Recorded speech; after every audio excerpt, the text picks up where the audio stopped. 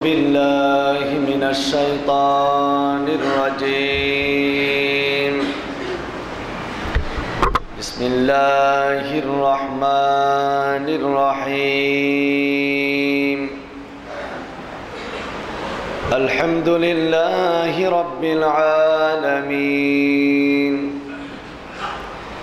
खालिक़िस समावाति वल अर्दीन। वस्सलातु वस्सलामु अला मन कान नबिय्यन व आदमु बैनल माइ वत्तीन व अला आलिहि व अस्हाबिहि व अहले बैतिहि व इतरतिहि व औलियाए मिल्लतिहि व उलमाए शरीअतिहि व अलैना मअहुम अजमाइन। अम्मा बअद फ़क़द क़ाल अल्लाहु अज़्ज़ व जल्ल फ़ी शान हबीबिहि व महबूबिहि व मतलूबिहि मुख़बिरन व आमिरा। इन्नल्लाह व मलाइकतहु युसल्लूना अलन नबी या अय्युहल्लज़ीना आमनू सल्लू वसल्लिमू तस्लीमा। अल्लाहुम्मा सल्ली अला सय्यिदिना मौलाना मुहम्मद व अला आलि सय्यिदिना मौलाना मुहम्मद। अल्लाहुम्मा सल्ली अला सय्यिदिना मुहम्मद व अला आलि सय्यिदिना मौलाना मुहम्मद। जिसे चाहा दर पे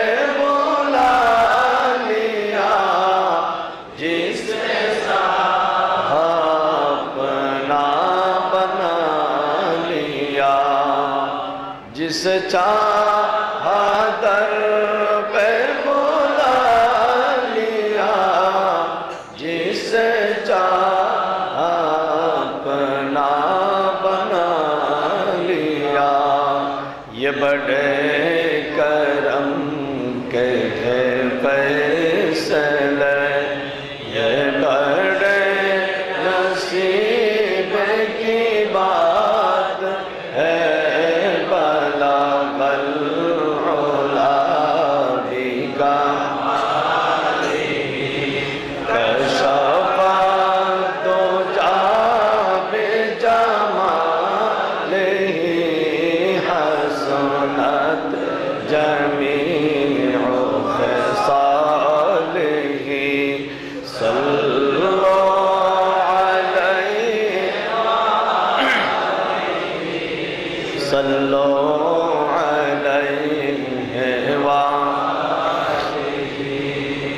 मेरे फिर दहलब है नबी नबी, मेरा दिल मक़ाम हबीब है।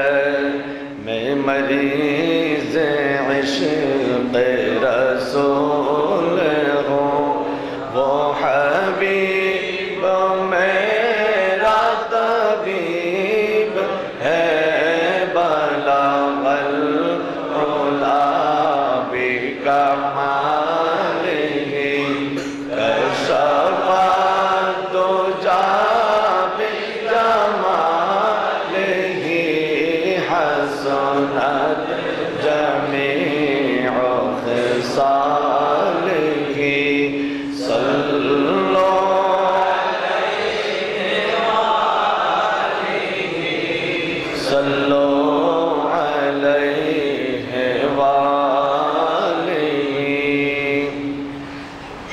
বিসমিল্লাহির রহমানির রহিম যালিকাল কিতাবু লা রাইবা ফীহি হুদাল লিল মুত্তাকিন সাদাকাল্লাহু মাওলানাল আযীম ওয়া সাদাকা রাসূলুহুন নাবিয়্যুল হাবিবুল কারীম ওয়া নাহনু আলা যালিকা মিনাশ শাহিদিন ওয়াশ শাকিরিন والحمد لله رب العالمين يا رب بالمصطفى يا رب بالمصطفى بلغ مقاصدنا يا رب بالمصطفى بلغ مقاصدنا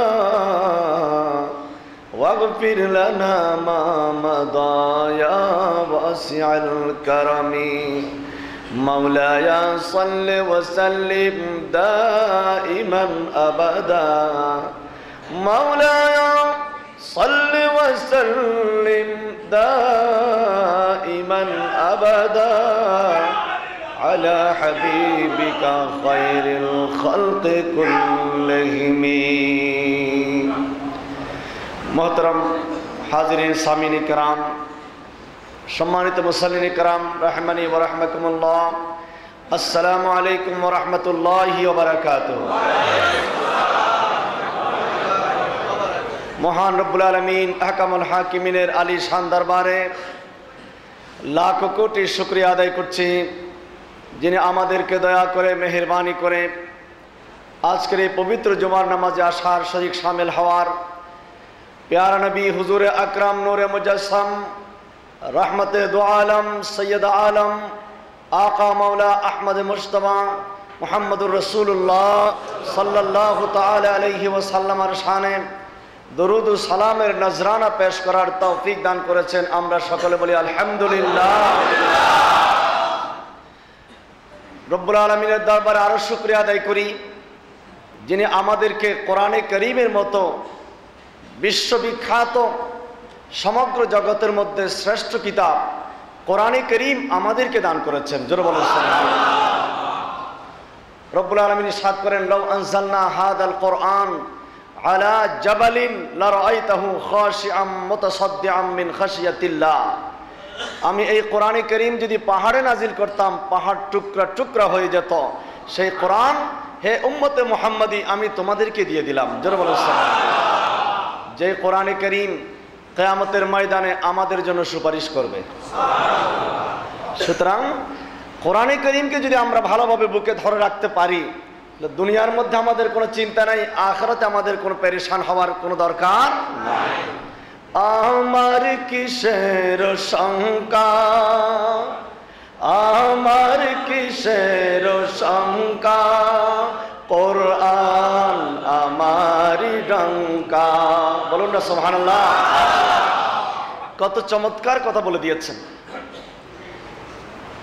আমার কিসের শঙ্কা কোরআন আমারি ডঙ্কা ইসলাম আমারি ধর্ম মুসলিম আমারি পরিচয় আল্লাহ আমার প্রভু আমার নাহি নাহি ভয় আমার নবী মুহাম্মদ আমার নবী মুহাম্মদ যাহার তারিফ জগতময় আল্লাহ আমার প্রভু আমার নাহি নাহি ভয় আল্লাহুম্মা সাল্লি আলা সাইয়্যিদিনা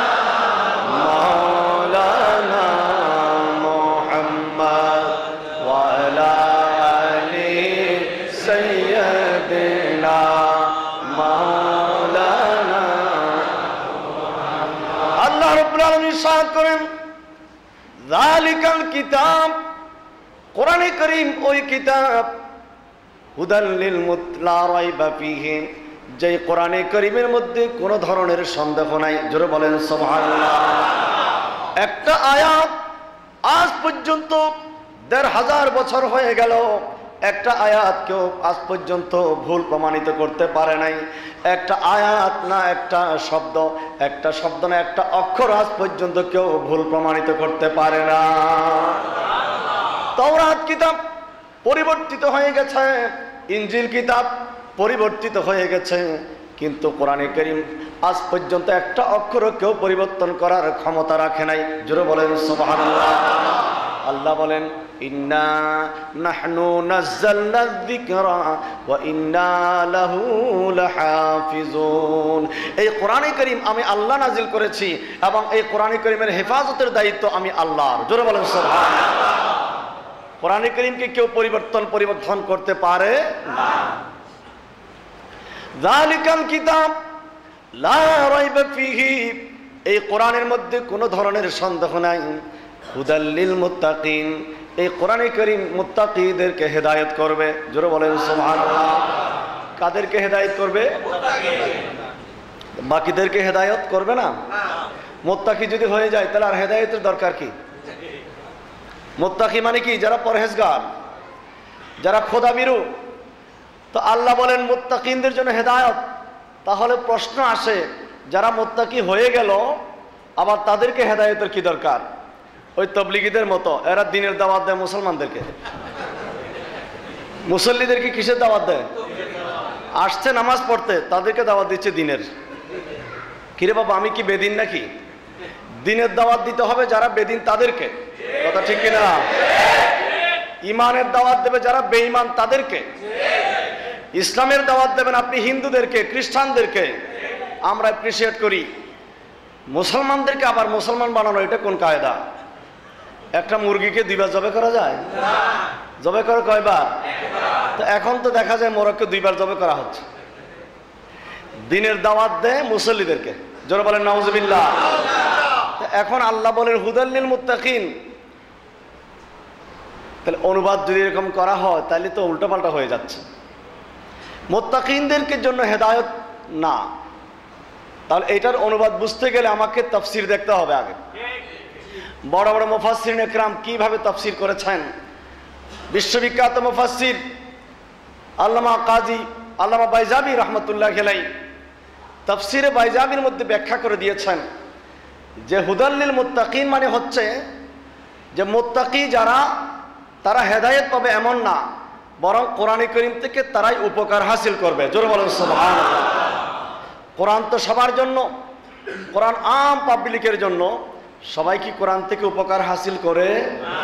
কোরআনে বলা হয়েছে নামাজ পড়ো, কিন্তু আমি নামাজ পড়লাম না, তো কোরআন তো আমাকে কোনো উপকার করলো না। অর্থাৎ কোরআন উপকার করেছে, আমি উপকার নিতে জানলাম না। তো আল্লাহ বলেন যারা মুত্তাকি তারা কোরআনে কারীম থেকে উপকার হাসিল করতে পারবে। জোরে বলেন সুবহানাল্লাহ। এখন পরিষ্কার, এইভাবে ব্যাখ্যা করতে হবে। ইহদিনাস সিরাতাল মুস্তাকিম।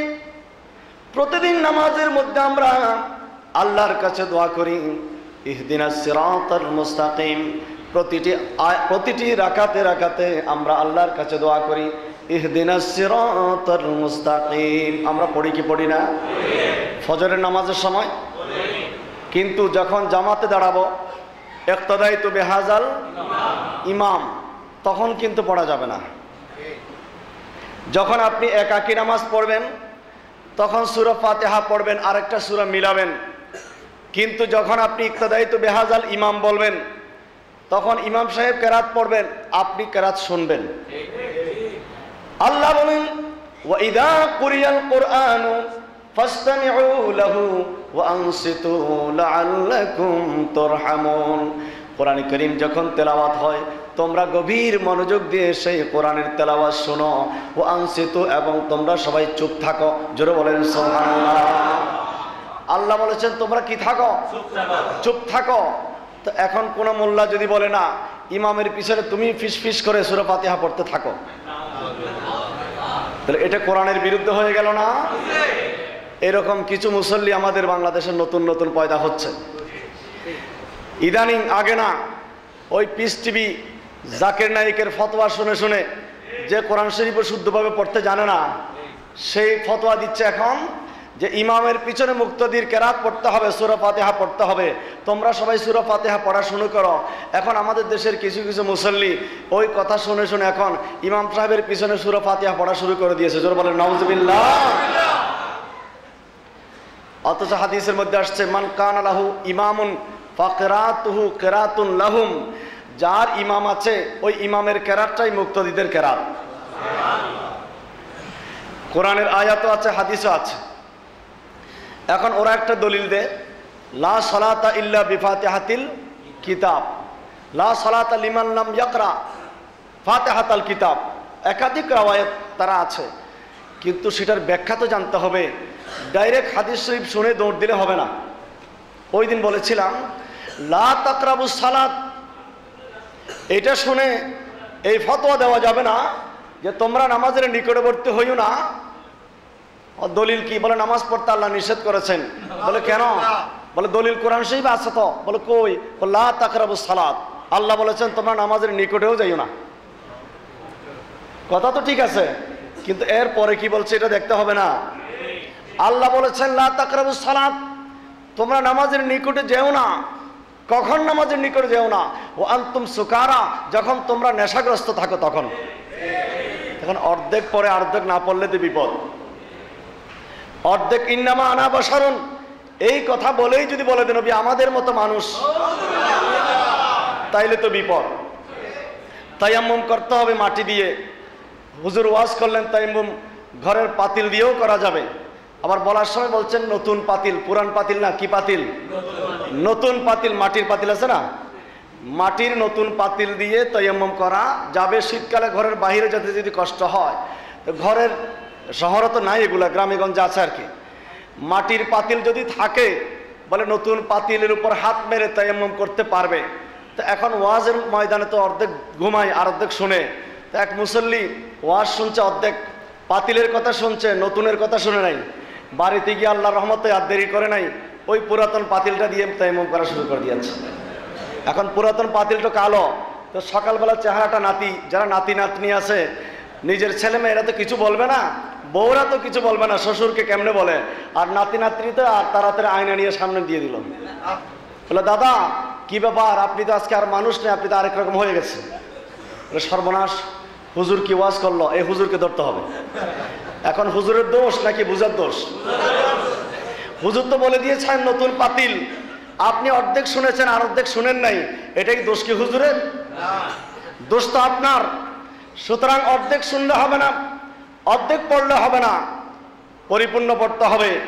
ইন্নামা আনা বাশারুম মিসলুকুম, আমি তোমাদের মতো মানুষ, এতটুকু তুমি দেখেছ। ইউহা ইলাইয়া, এটা তুমি দেখো নাই যে আমার উপর ওহী নাযিল হয়, তোমাদের উপর ওহী নাযিল হয় না। জোরে বলেন সুবহানাল্লাহ।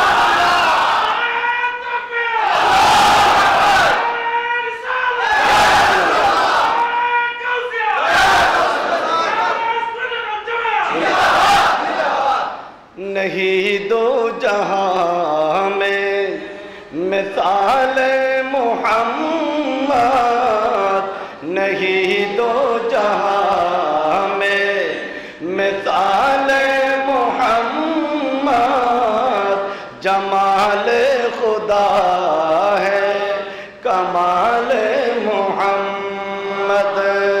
अल्लाहुम्मा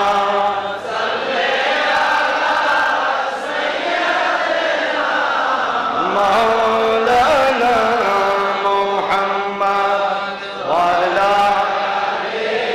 सैयदना मौलाना। আমার নবী বলেন লা সালাতা ইল্লা বিফাতিহাতিল কিতাব, সূরা ফাতিহা ছাড়া নামাজ হবে না। এটাও ঠিক আছে, আবার ওটাও ঠিক আছে। মান কানা লাহু ইমামুন ফাকিরাতুন লাহু কিরাতুন লাহুম, ফাকিরাতুহু কিরাতুন লাহুম, যাদের ইমাম আছে ইমাম সাহেবের কেরাতটাই মুক্তাদিদের জন্য কেরাত। দুইটা হাদিস সামনে রাখতে হবে। এখন ব্যাখ্যায় আসতে হবে দুইটা হাদিসের মধ্যে কোনটার উপর আমল করব। আমাদের জ্ঞান নাই সেটা ব্যাখ্যা করার, সাধারণ পাবলিক এটা ব্যাখ্যা করতে পারবে না। যারা ব্যাখ্যা করতে পারবেন তাদের নাম হলো মুহাদ্দিসিন ইকরাম, তাদের নাম হলো মুস্তাহিদিন, তাদের নাম হলো ইমামে আবু হানিফা, তাদের নাম হলো ইমামে শাফি, তাদের নাম হলো ইমাম আহমদ বিন হাম্বল, তাদের নাম হলো ইমামে মালিক। জোরে বলেন সুবহানাল্লাহ। আমরা হলাম মুকাল্লিদিন, আমরা হলাম সাধারণ মানুষ। আমরা এগুলা থেকে বের করে কোনটা বাদ দিয়ে কোনটার উপর আমল করব, সেই ইজতিহাদের গবেষণার জ্ঞান যেহেতু আমাদের নাই, যাদের আছে তাদের দিকে রুজু করতে হবে। আল্লাহ বলেছেন ফাসআলু আহলাদ যিকরি ইন কুনতুম লা তা'লামুন, তুমি যদি না জানো যারা জানে তাদের শরণাপন্ন হও, তারা যে সমাধান দিয়েছে তুমি সেটার ব্যাখ্যা করো, সেটার অনুসরণ করো। জোরে বলেন সুবহানাল্লাহ। এই জন্য এরকম 2 রকম 3 রকম 4 রকম 5 রকম হাদিস যখন সামনে আসে, আমরা কোনটার বাদ দিয়ে কোনটা আমল করব, যেহেতু আমাদের জ্ঞান নেই, তখনই আমাদেরকে শরণাপন্ন হতে হবে যারা জ্ঞানী তাদের মধ্যে ইমামে আজম আবু হানিফা রাহমাতুল্লাহি আলাইহি আমাদেরকে পরিষ্কার করে বলে দিয়েছেন যে এখানে 2টা হাদিসের মধ্যে একটাকে রেখে দিতে হবে আর একটাকে আমল করতে হবে। সেই আমলটা হলো তুমি যখন ইমামের পিছনে ইক্তেদা করবে, তুমি ওই হাদিসটা গ্রহণ করো। তাহলে হুজুর বাকিটা কি আমরা আমল করব না? বলে হ্যাঁ, বাকিটা আমল হবে কখন? যখন তুমি একাকী নামাজ পড়বে তখন। একা যখন নামাজ পড়বে তখন সূরা ফাতিহাও পড়বে এবং আরেকটা সূরাও পড়বে। আর যখন ইমামের পিছনে পড়বে তখন ইমামের উপরে ইক্তেদা করে চুপচাপ থাকো, ইমাম সাহেব কি বলছেন সেটা মনোযোগ দিয়ে শোনো। জোরে বলেন সুবহানাল্লাহ। এখন আমরা করি কি, ইক্তেদাই তো বিহাজাল ইমাম বলে ইমামের কাঁধের উপরে নামাজটা দিয়ে এবার আমি চলে যাই আমার খালাতো ভাইয়ের বাড়িতে। আমার বাজারে 4টা দোকান আছে, সেখানে চলে যাই। প্রথম রাকাতে একটা দোকানের হিসাব শেষ, দ্বিতীয় রাকাতে আরেকটা দোকানের হিসাব শেষ, তৃতীয় রাকাতে আরেকটা দোকানের হিসাব শেষ, চতুর্থ রাকাতে আরেকটা দোকানের শেষ। কোনো কারণে যদি ইমাম সাহেব একদিন 3 রাকাতে সালাম ফিরায়, তাহলে একটা দোকান বাকি থেকে যায়। কথা ঠিক কিনা? আমাদের মন কি থাকে এখানে? অথচ আমার নবী বলেন আনতাবুদাল্লাহ কাআন্নাকা তারাহু, এমন ভাবে তুমি নামাজ পড়ো যেন তুমি আল্লাহকে দেখতে পাচ্ছ। লা সালাতা ইল্লা বিহুজুরিল কলব, হুজুরি কলব নিয়ে তুমি নামাজ পড়ো। এই হুজুরি কলব কেমনে হবে? আমার কলব মানি তো পরিবর্তন হওয়া। আমার কলবটা স্থির থাকে না, একবার এদিকে যায় একবার ওদিকে যায় একবার সেদিকে যায়। ওই কলবকে পাকাপোক্ত করার জন্য, কলবকে মজবুত করার জন্য, ওই কলবকে পরিষ্কার করার জন্য, কলবকে স্থির করার জন্য একজন ওস্তাদের দরকার। দুনিয়ার শারীরিক অসুস্থতা হলে যেমন আমরা দুনিয়ার ডাক্তারের কাছে যাই, ওই কলবের চিকিৎসার জন্য একজন ডাক্তারের কাছে যেতে হয়।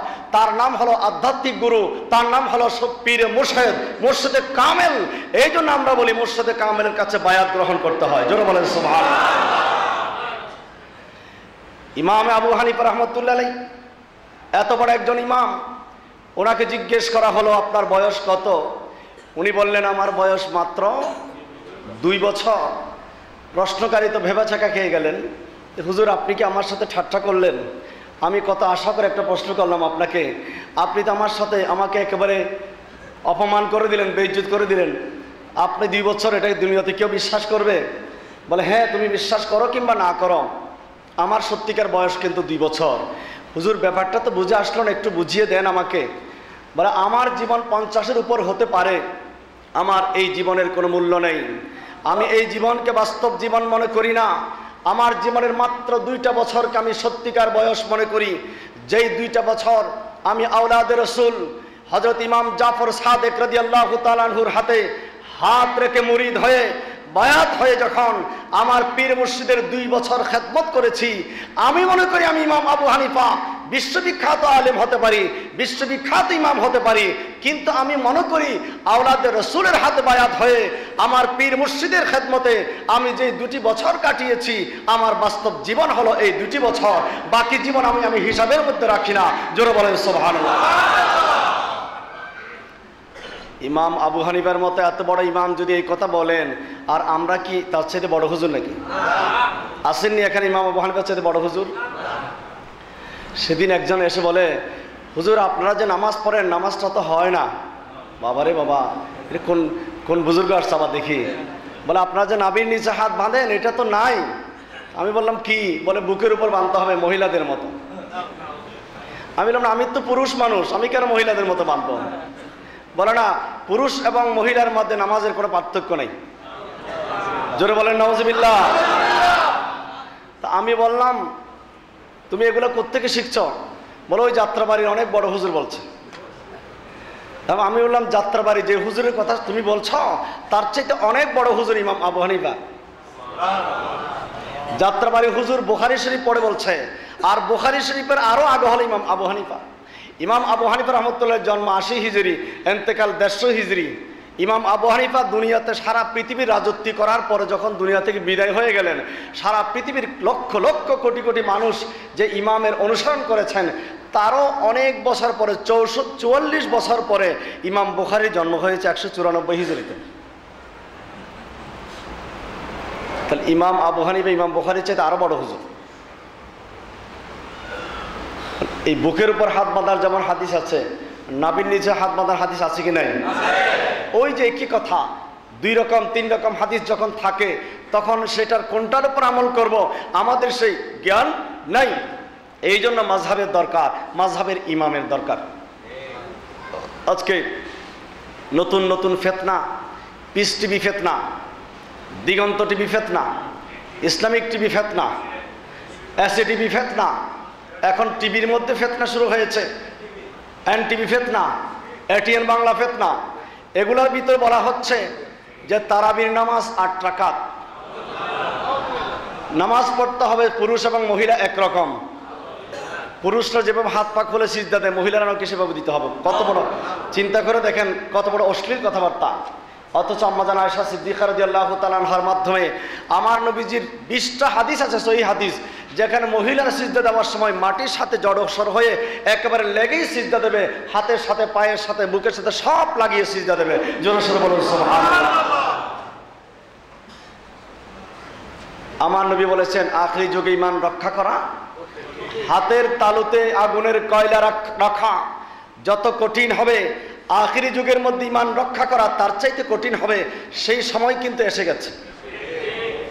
একদিকে এই সালাফি ফিতনা, আরেকদিকে ওয়াহাবি ফিতনা, আরেকদিকে তাবলীগের ফিতনা, আরেকদিকে মওদুদির ফিতনা। বাবারে বাবা, কত ধরনের ফিতনা! এই জন্য আমার নবী বলেছিলেন সরল রেখা অঙ্কন করে, মেশকাতের মধ্যে হাদিস খানে এসেছে, একটা সরল রেখা অঙ্কন করলেন, আশেপাশে কিছু আঁকাবাঁকা রেখা অঙ্কন করলেন। সাহাবায়ে কেরাম জিজ্ঞেস করলেন, ইয়া রাসূলুল্লাহ, এই সরল রেখাটা কি আর 2 পাশের আঁকাবাঁকা এগুলো কি? আমার নবী বললেন এই সরলটা হচ্ছে ইন্না হাযা সিরাতি মুস্তাকিমা, এটা হলো সিরাতে মুস্তাকিম, যেটা তোমরা প্রতিদিন আল্লাহর কাছে দোয়া করো নামাজের মধ্যে, ইহদিনাস সিরাতাল মুস্তাকিম। এটা হচ্ছে সহজ সরল রেখাটা, আর 2 পাশের আঁকাবাঁকা এগুলো হচ্ছে শয়তানের রাস্তা। দেখেন আমার নবী গায়েব জানতেন, আমার নবী গায়েব জানতেন বলে আগে ভাগে সতর্ক করে দিয়েছেন যে আশেপাশে এগুলো বাঁকা শয়তানের রাস্তা। একটা খারেজি, একটা রাফেজি, একটা মুতাজিলি, একটা জবরি, একটা কদরি, একটা মওদুদি, একটা তাবলীগী, একটা ওয়াহাবি, একটা সালাফি, একটা আহলে হাদিস। জোরে বলুন নাউজুবিল্লাহ। রাসূল পাক সাল্লাল্লাহু আলাইহি ওয়াসাল্লাম কিন্তু সতর্ক করে গেছেন। এখন সেটা শোনা না শোনা আপনার ব্যাপার। এখন আপনি যদি মনে করেন আমার দরকার নাই, তাহলে তো আপনি রাসূল পাকের চেয়ে বেশি বুঝলেন। যদি দরকার না হতো আমার নবী কি এত গুরুত্বের সাথে এটা বলে যেতেন? সাহাবায়ে কেরাম বললেন, ইয়া রাসূলুল্লাহ, এই সমস্ত শয়তানের রাস্তা কি জন্য হাঁটলেন? আমার নবী বললেন, ডান দিকে কিছু শয়তান থাকবে, বাম দিকে কিছু শয়তান থাকবে। আমার উম্মতেরা যখন সিরাত মুস্তাকিমে চলার চেষ্টা করবে, ডান দিক থেকে কেউ ডেকে নিয়ে যেতে চাইবে, বাম দিকে কিছু ডাকবে। আমার উম্মতের দায়িত্ব হবে ডান দিকেও ফিরবে না, বাম দিকেও ফিরবে না, সোজা সিরাতে মুস্তাকিমের উপর চলে যাবে। জোরে বলেন সুবহানাল্লাহ। ইহদিনাস সিরাতাল মুস্তাকিম। সেদিন বলেছিলাম এই আয়াতের অনুবাদ কিভাবে করতে হবে। আমরা সহজ সরল, আমাদের দেশের সহজ সরল ছেলেরা অনুবাদ করে, আল্লাহ তুমি সহজ সরল পথ আমাকে দেখাও। সেদিন বলেছিলাম না এটা, যে আল্লাহ তুমি সহজ সরল পথ দেখাও। এইরকম অনুবাদ করলে ঠিক হবে না, কারণ দেখাও দেখাও বলতে বলতে দুনিয়া থেকে চলে গেলেন, আল্লাহ এখনো দেখান নাই। আপনি নিজেই প্রমাণ করলেন আল্লাহ আপনার দোয়া কবুল করেন নাই। কথা বুঝেন নাই? যে আল্লাহ তুমি দেখাও, আল্লাহ তুমি দেখাও, আজকেও বললেন, কালকেও বললেন, পরশু বললেন, 10 বছর পরেও বললেন, মৃত্যুর আগেও বললেন আল্লাহ দেখাও। কিরে বাবা তুমি এখনো দেখো নাই, শুধু দেখাও দেখো বলছো কেন? তার মানে প্রমাণ করছো যে আল্লাহ তোমাকে এখনো সিরাতে মুস্তাকিম দেখায় নাই। তাহলে এই অনুবাদ কি ঠিক না ভুল? বাংলাদেশের ওই ওই ওই ওই পন্থীদের কোরআনের তাফসীর অনুবাদগুলো খুলে দেখুন, সবগুলোতে এরকম অনুবাদ। আলা হযরত আজিমুল বরকত ভুলটা ধরে দিলেন, বলে না এরকম অনুবাদ হবে না, শুদ্ধ অনুবাদ হবে, আল্লাহ তুমি আমাদেরকে সহজ সরল পথে পরিচালিত রাখো। জোরে বলুন সুবহানাল্লাহ। সহজ সরল পথটা আমরা পেয়ে গেছি মা বাবার মাধ্যমে, মুসলমানের ঘরে জন্মগ্রহণ করে আমরা তো মুসলমান হয়েছি, সিরাতে মুস্তাকিমের উপর আছি। এবার তুমি আমাদেরকে সেই পথের উপর প্রতিষ্ঠিত রাখো এবং পরিচালিত করো। জোরে বলেন সুবহানাল্লাহ। এই হুদাল্লিল মুত্তাকিনের মতো মুত্তাকিনরাই উপকার হাসিল করে। অনুবাদ, আক্ষরিক অনুবাদ কোরআনের সব জায়গায় করা যাবে না, আক্ষরিক অনুবাদ করা যাবে না। যেমন ইন্না আরসালনাকা, ওই একবার বলেছিলাম ইউ শব্দের অর্থ কয়েকটা হতে পারে। ইউ মানে তুমিও হতে পারে, আপনিও হতে পারে, তুইও হতে পারে, কিন্তু সব জায়গায় কি সব অনুবাদ করা যাবে? বন্ধুর জন্য যেটা হবে সেটা তুই হবে, আর মা বাবার জন্য আপনি হবে কিংবা তুমি হবে, আর ওস্তাদের জন্য তো তুই দূরের কথা, তুমিও বলা যাবে না, ওস্তাদকে বলতে হবে আপনি। তাহলে একই শব্দ ব্যক্তি বিশেষে অনুবাদটা ভিন্ন ভিন্ন হয়ে যাচ্ছে। ঠিক তাই কোরআনে কারীমের শব্দ ডিকশনারিতে যদিও থাকে, সব অর্থ কিন্তু অনুবাদ সেরকম করা যাবে না, পার্থক্য করতে হবে। আসুন তাহলে কোরআন শরীফ ইউদিল্লু বিহি কাসীরা ওয়া ইয়াহদি বিহি কাসীরা ওয়া মা ইউদিল্লু বিহি ইল্লাল ফাসিকিন। আজকে কোরআনের তাফসীরের অভাব নাই। এখন তাফসীরুল কোরআন বাবারে বাবা, তাফসীরুল কোরআনের ঠেলায় এখন দাঁড়ানো যায় না।